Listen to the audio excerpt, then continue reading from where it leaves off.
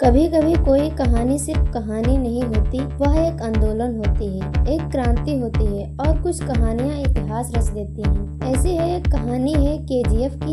एक लड़का जो गरीबों में जन्मा, लेकिन उसके सपने आसपास से भी ऊंचे थे। उसकी आंखों में आग थी और सीने में बगावत। वह सिर्फ ताकत नहीं चाहता था, वह इतिहास बनाना चाहता था। केजीएफ चैप्टर की शुरुआत होती है 1951 में, जब कोलार कोल्ड फील्ड्स की खदानों में सोना मिलता है। लेकिन ये सोना आम जनता के लिए नहीं, बल्कि सत्ता और शोषण का जरिया बनता है। कहानी सिर्फ 1970 के दशक में कूदती है, जहां मुंबई की गलियों में पलता है रॉकी, एक गरीब लड़का जिसकी मां मरने से पहले एक वादा लेती है, तू दुनिया का सबसे ताकतवर आदमी बनेगा। रॉकी धीरे धीरे माफिया की सीढ़ियां चढ़ता है और उसे एक मिशन पर भेजा जाता है। केजीएफ में गरुड़ा को मारने के लिए केजीएफ का एक नरक है, जहां मजदूर गुलाम है और गरुड़ा भगवान बना बैठा है।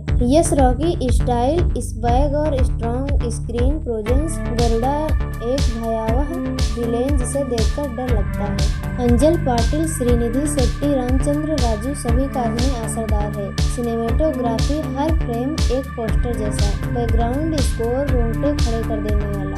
एडिटिंग स्टाइलिश लेकिन थोड़ा तेज। रॉकी मरने से डरता नहीं है। माँ और बेटे का रिश्ता, रॉकी का दर्द, उसकी भूख, सब कुछ दे चुका है। केजीएफ चैप्टर सिर्फ एक फिल्म नहीं बल्कि एक अनुभव है। यह फिल्म बताती है कि कोई भी लड़का अगर हिम्मत रखे तो इतिहास लिख सकता है। चैप्टर 2 वहीं से शुरुआत होती है जहां पहली खत्म हुई थी। रॉकी अब केजीएफ का राजा बन चुका है, लेकिन सत्ता के साथ दुश्मन भी आते हैं। सबसे बड़ा अधीरा एक क्रूर योद्धा और दूसरी तरफ है भारत की प्रधानमंत्री रमिका सेन, जो रॉकी के साम्राज्य को खत्म करना चाहती हैं। संजय दत्त अधीरा, खतरनाक, रहस्यमय और आकर्षक। Raveena Tandon powerful political leader. Yash ने इस बार और भी गहराई से रॉकी को जिया है।